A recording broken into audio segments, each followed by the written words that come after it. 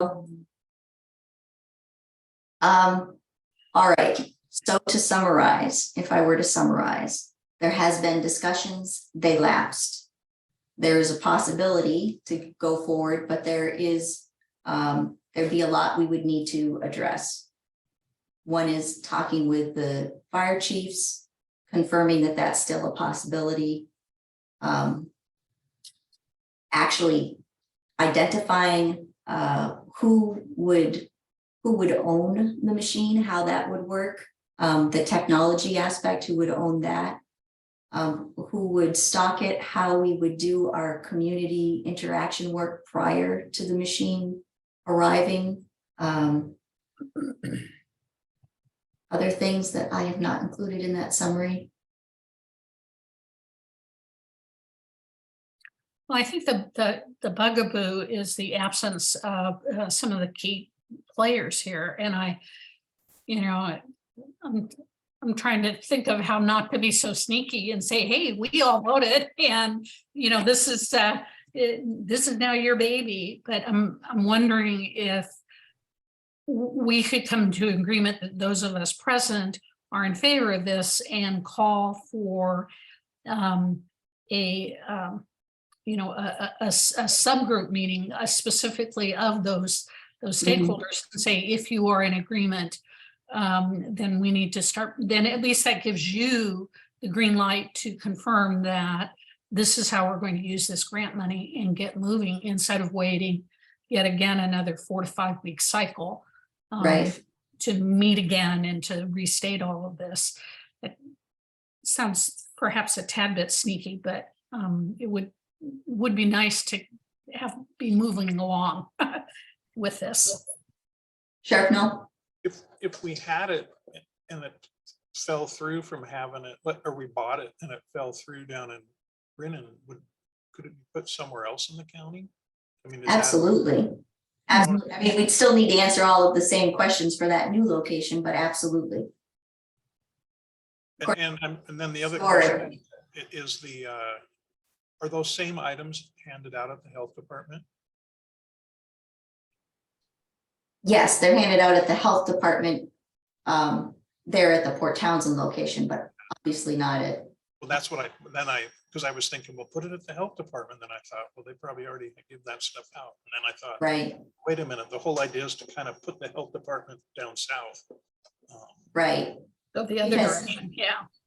Because I do think that the other thing that we have heard consistently from the stakeholders who live in that area is what they'd really like is a clinic, a clinic that's open some regular hours that they can use effectively down there. And I don't think that we've been able to make much difference on that front. So I'd like to make some difference on some front. Okay, so what I'm going to take away from this is I'm going to set up a meeting with Public Health, DBH, Chief Manley, Chief McKern, maybe. Anybody else I should have at that? Dr. Carlbaum, maybe. Just thank you. And see if we can get some traction or a decision otherwise. To go forward. And actually, before I do any of that, Trish, do you want to weigh in on this at all? Any one way or the other? Since you are living in that area, you're the only one on the call. I find Chief Manley to be really receptive. I don't even know if you need a big meeting. I just pick up the phone and call him and just say, hey, are you still up for that? And he'd probably say fine. Okay. I mean, Alicia's husband right here, manages the community center. And so, I mean, I think your resources here are pretty tight and you probably get a pretty firm yes on it. Okay. All right. So that's our next step. Is there anything else? Go ahead, Dr. Carlbaum. I guess just thinking about this, it does seem like there's a couple different things to explore. And I wonder if some of us, instead of volunteering others, which I do agree we need to volunteer them, but if some of us could also participate. And so like, thinking about community engagement, should that be Trish and our community engagement expert, Anya, and maybe Denise, thinking about security for the machine, and do we need to increase our budget for that? Maybe that could be someone outside expert from the community center and or someone else here thinking about what goes in the machine. You know, I think Anya had some really good ideas, but maybe a small group of us to edit some of those and think about what's feasible or what's needed, and sort of working in parallel rather than in series. I don't know if the group is open for that. I hate to be the one to suggest homework, but I wonder. And then I also wonder if the budget is enough, if we should think about increasing the budget since the grant, you know, you're sort of looking for ways to spend grant money, whether that be for more community engagement or more remodeling at the community center so that the machine is secure, or for, you know, web-based or texting-based tech solution, which I don't know what that is for the machines. So I do know we can't use the grant funding for construction sorts of things, but we can use it, you know, to get the machine, to insure it for the stuff that goes in it. So that's something to think about too. If there is construction that needs to happen, how are we going to cover that?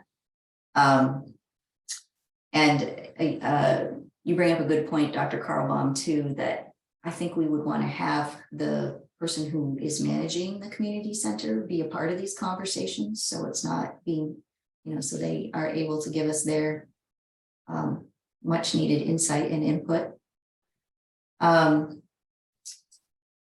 Sheriff Knoll? Yeah, I just wanted to make sure. It sounds like I missed something, but for some reason I was thinking it was going to go at the fire department. Is that totally wrong? It's going, the idea is to put it at the community center. I think my awareness had always been that it was going to be at the community center. Maybe I just thought so. Is there anybody else who heard otherwise? I actually remember the community center under a conversation, but that Chief Manley said it could for safety and security, and also for 24-hour access, that he thought it would work at the fire department. But memory is an odd thing, and I didn't write that specifically down, but that does ring a bell with me, Sheriff Knoll, too. Well, that's easy enough to figure out, just to call to Chief Manley and, Sure. and figure out what he's thinking. Other thoughts? Well, and I guess just, and I guess Trish would know this more probably, but with the status of the community center, it seemed like over the summer I was involved in some meetings where the community center came up and refurbishing some things in the roof on the little picnic area. And I just wonder what if the county was still, Jefferson County was still committed to putting some money out into that. I don't know. I just know we wish they'd do more. So I don't know what they're committed to. I'm sorry. Yeah, and it was new to me. I thought that they had just been doing stuff all along, and then it sounded like they kind of abandoned it. So I'm thinking, as far as a place to put the vending machine, I mean, the communities. It sounded like from the meetings I was at that they did commit to doing some things, but it surprised me that conversation even had to come up. Is that something that I should check in with Commissioner Brotherton, because we probably will need something if there's any construction required to install the machine. Yeah. And that's a good, yeah, he was in some of those meetings I was at, so. And if there are other things that needed to be done, I also want to be careful, sensitive, that if there are other things that the community feels take priority, I don't want to be superseding that. So thank you for raising that awareness. That's something I want to be sensitive about as I'm in conversations with folks. Other Or thoughts? at least be planned in advance. Be planned in advance. Yes. I guess, Lori, one other thought is, how do I say this? Do we have buy-in from the community? You know, like I feel like a little bit like an NGO. We're like, we're gonna go do good and give all this stuff to Exactly. these people, and then the people are like, why are you doing this? We don't want this. Do we have survey data? Have we had meetings? Have we sat down and talked to folks or done focus groups? part of the conversation of that funding for Anya for that additional included the work that we would do there. So no, there has been no community work to my knowledge that's been done. Anya, do you want to talk a little bit about sort of what you were thinking in that area, to be doing in that area as we prep the way for a possible vending machine? Yeah, I think, you know, going to some of the community center meetings themselves and kind of following up on projects that the community wants, like someone was just mentioning, there were construction projects or things that hadn't been addressed. But I also, so I think some general community building, just like showing up in Brenham at meetings and at events that maybe some folks who we work with who live down there could help us identify where that would be appropriate. But I also think like doing an educational meeting, like an educational event around overdose prevention in our community and like what naloxone is.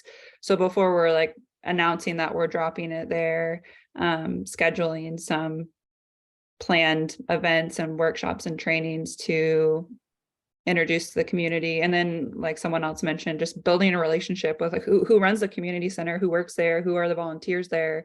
Like first, let's do a get to know those folks and sit down and have lunch, bring some food or something and find out what their needs are and make sure that those folks are trained and aware of like what this is and what it's not, and why it's so important to why Brennan is like the ideal location that our teams decided on, and how important having access to naloxone and life-saving it really is. Mm-hmm. But yeah, I would definitely be open to what other folks have ideas around, maybe collaborating with some prevention work with the schools down there, or some ongoing relationships that the community center or fire station might already have.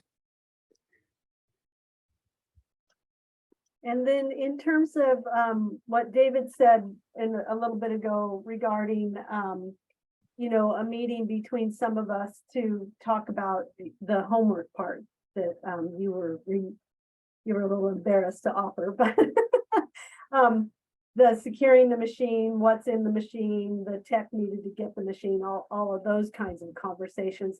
I'm wondering if too, this idea of who owns the machine kind of question, if we want to talk to Jim, because Jim initially was like gung-ho for the whole thing and was tried to go out and get a grant to make it work, and then couldn't get the money, and so didn't understand that the HRSA grant had the money for it. If we want to ask Jim if he wants to own the machine and wants to be in charge of it. So I think. Okay. So the folks that we would have at this meeting would be Jim, whoever's appropriate from public health, Dr. Carlbaum, the fire chiefs, and the Anya, I think you should be there just so you know what's going on.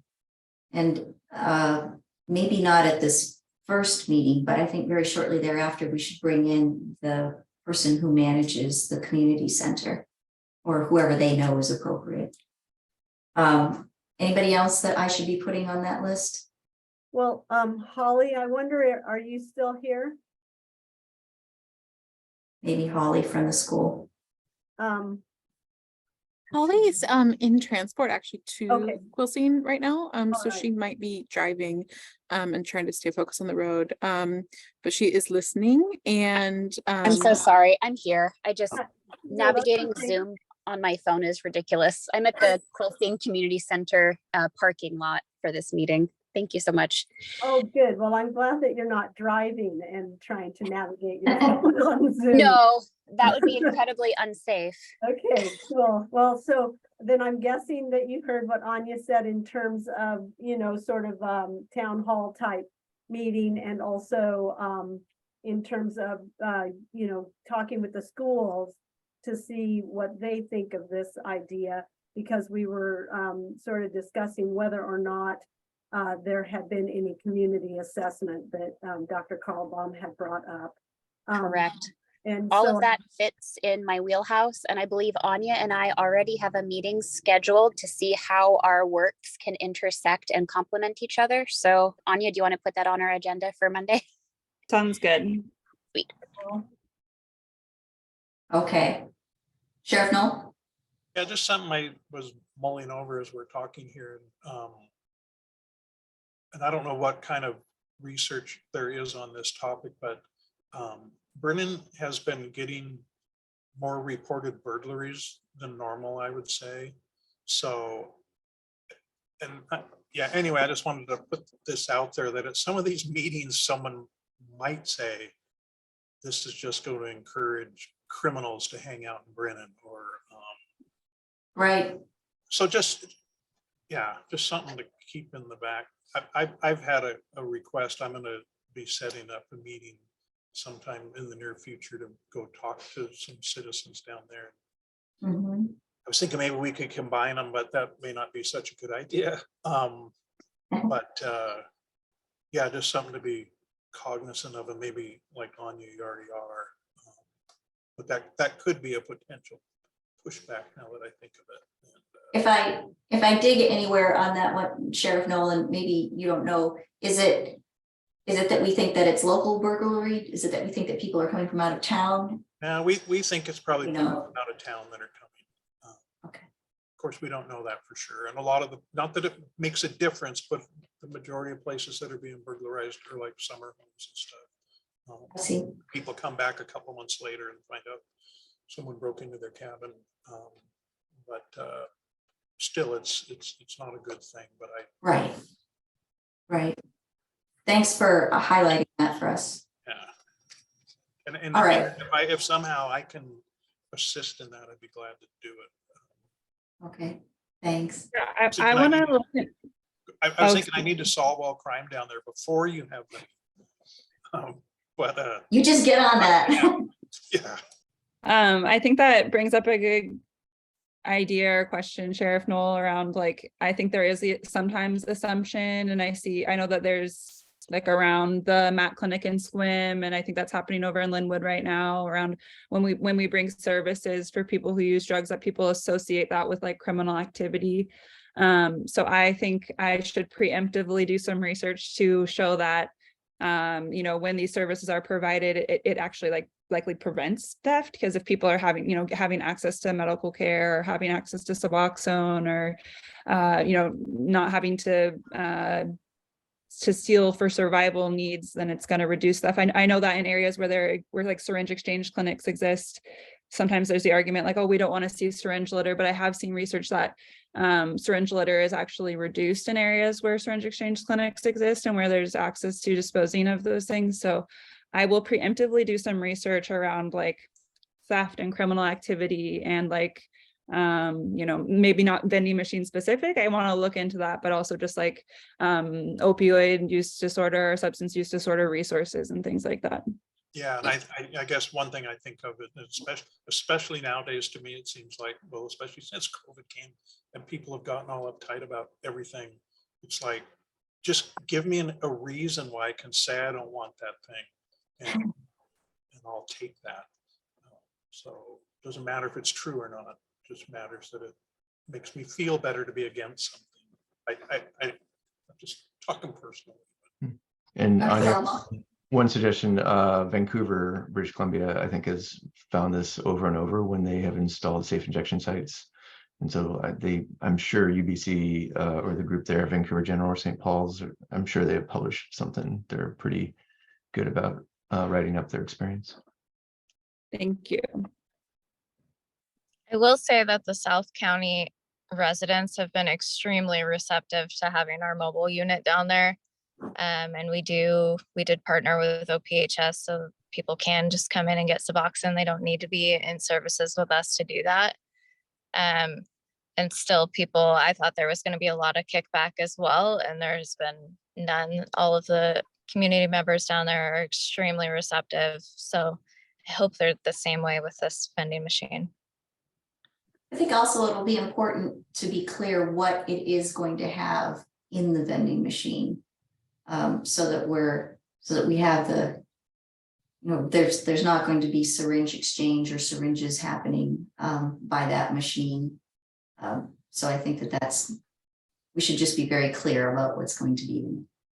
Well, and I wrote down a quote from Anya, was what it is and what it's not. And I thought how important it is to keep that in mind when we're explaining things to people, what it's not in particular.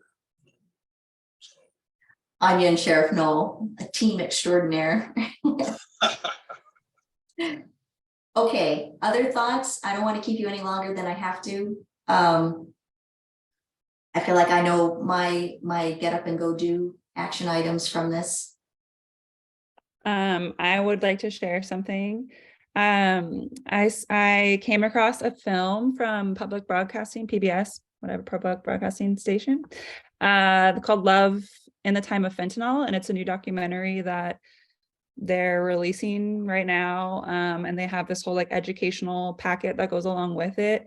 And they're giving communities or individuals in communities the rights to show it for free and to do this like educational component with it. So I am in contact with the production company, and I reached out to Gray Coast Guildhall, which is a community center in Quilcene. It's across from the high school, and it's where they do the talent show or open mic, I think. And they're open to being a location to show the film. There's a time period that the film has to be shown within, and that's before February 27th. So I'm interested in doing that, and so is the Gray Coast Guildhall, and I wanted to run it by people here. I have a pre-screening of the video. I watched it. The film is about specifically an overdose prevention site in Vancouver, BC. It's a 60-minute film that's been shortened for this like specific Q&A event. And great, thanks, Dr. Carlbaum. Be great to have you there too. So yeah, if other folks are interested in attending, we could do a little panel type thing. And I haven't chosen a date yet. It just has to be before February 27th. What if someone just wanted, like, what if I just wanted to watch it at home? I mean, is that?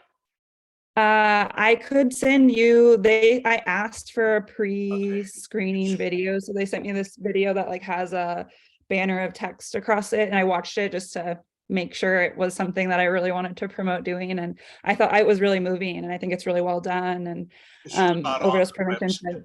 It's just not on the website for any. No, it's not. But I have, if you're interested in watching it or potentially being a panelist, or just if you just want to watch it, I'll send you the link. Just don't distribute it widely.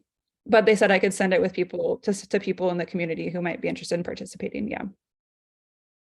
Anya, why don't you, when you fix a specific date, if you would let this group know, and or if you, I mean, I would be, I'm gone a certain number of days in February, but if I'm here, I'd be happy to volunteer to be helpful in any way. Awesome. It could be. Yeah, warm I'd body type of be willing helpful. to do that if it would help. Awesome. I'm scared of my presence would scare people away, but yeah. Great. Well, and I was also, I mentioned it to Lori, and she offered the idea of reaching out to the film festival. So I haven't reached out to them yet, but I don't want to be too overly ambitious before February 27th, but maybe the opportunity to do one in Quilcene and do one in town, it might be just good educational. People like films. And another thing I really liked about it is it gives the option for hybrid. So people can watch it at home on their laptop. They don't actually have to come to Quilcene or show up at an event, but that option can be available too. Cool. Great. Well, yeah. Okay, great. I'll just keep everybody updated on that as the planning continues. And if people want more information or to talk about it, feel free to reach out to me, and I'll type my email in the box. We're so lucky to have Anya. All right. Anything else? Okay. You're going to probably get a cleaned up invite from me. So what you got, take anything out that you just delete everything you got for this meeting, and I'll send another one, hopefully that has way less problem than today had. Lori, can you cancel the occurrence on your end for the previous ones? Because then I end up not, I mean, it's hard for me to keep going forward and. I sometimes will, pull it I back will on delete your end. them, but there were some that were not, they were not made from where I am now. They were made from where I was. And I think that that's where this confusion has probably happened. All right. So thank you, Trish. You're right. Let's see if we can get that cleaned up on all of the ends. Stay in one place for a little while. Just stay, yeah, if I would just stay in one place, dagnabbit. All right, everybody have a wonderful afternoon, and it was really good to see you, and thanks for the good discussion. Everyone. Bye-bye.